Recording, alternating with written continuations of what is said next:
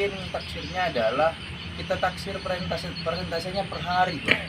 Jadi terkadang satu hari itu rugi di angka 1, 2 sampai 3 juta.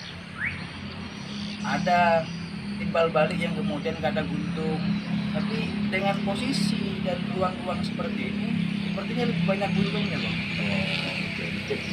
Demikian informasi kami sekilas dari Pak Amin, salah satu pedagang sapi yang ada di Kota Waringin Barat.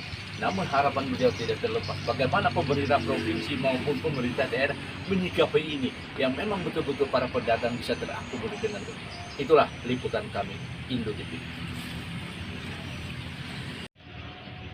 Nah, udah. Assalamualaikum warahmatullahi wabarakatuh. Hari ini saya wawancara sedikit bincang-bincang terkait dengan perdagangan sapi, yang mana kita mendengar informasi saat ini untuk pedagang sapi mengeluhkan terkait susahnya sapi datang ke Kota Waringin. Entah apa yang terjadi, kita tidak tahu.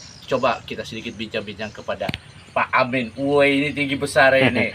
Bang, sedikit Bang, saya dengar informasi untuk perdagangan sapi yang mana untuk transportasinya dari Semarang atau dari Surabaya ke Kalimantan, khusus ke Kobar agak susah. Apa betul itu Bang? Betul.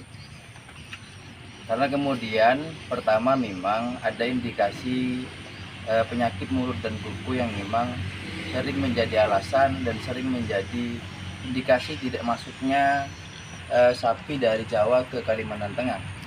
Kemudian hari ini banyak sekali pedagang dan pemotong sapi di Pangkalan Bun, Kota Waringin Barat mengeluhkan adanya banyak kerugian yang kemudian karena memang tidak ada kesesuaian antara permintaan dan permintaan dan penawaran.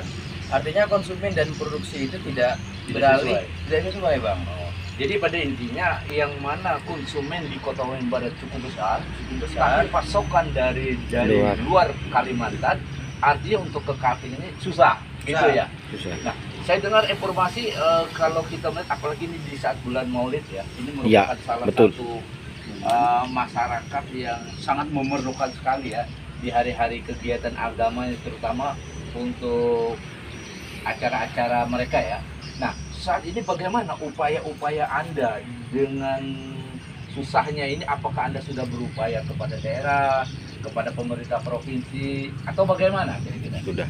Kalau saya pribadi dengan teman-teman pedagang sering juga mengkomunikasikan untuk bagaimana menyampaikan dan terus menyampaikan bahwa dari indeks yang menunjukkan bahwa penyakit mulut dan kuku di Pulau Jawa atau bahkan di Pulau Kalimantan sekalipun sudah mengalami penurunan. Otomatis pemerintah di Kalimantan Tengah harus mempunyai solusi untuk memenuhi kebutuhan daging dan kebutuhan ternak potong di Kalimantan Tengah dengan konsumen yang begitu luar biasa. Tapi dengan cara yang sudah ada penurunan ini, nah di sini kan ada asosiasi nih. Benar. Tapi bagaimana langkah-langkah asosiasi menyikapi? Saya lihat dari belakangan ini beberapa bulan terakhir asosiasi tidak memiliki komunikasi yang cukup intens untuk mendatangkan sapi dari Pulau Jawa. Namun kemudian saya juga mengkomunikasikan setiap hal-hal dari masalah untuk dijadikan sebuah solusi. Itu fungsi dari asosiasi. Jadi harapannya paling kada tingkat komunikasi lebih intens ya keluar ya. Karena sangat diperlukan sekali ya. Apabila ini terhambat, maka terhambatlah di Kota Waringin Barat dalam kalangan konsumen itu ya. Benar. Nah, mungkin ada harapannya Bang ke depan Bang? Harapan saya terhadap satu, Gubernur Kalimantan Tengah mempunyai kebijakan pada pada pangan ini. Daging merupakan kebutuhan pokok yang memang diharuskan ada di Kalimantan Tengah karena memang mencakup dari berbagai usaha. Otomatis juga kepada teman-teman pedagang dan asosiasi harus memiliki kekompakan dan konsistensi dalam penanganan ini karena kemudian menjadi kebutuhan yang sangat vital.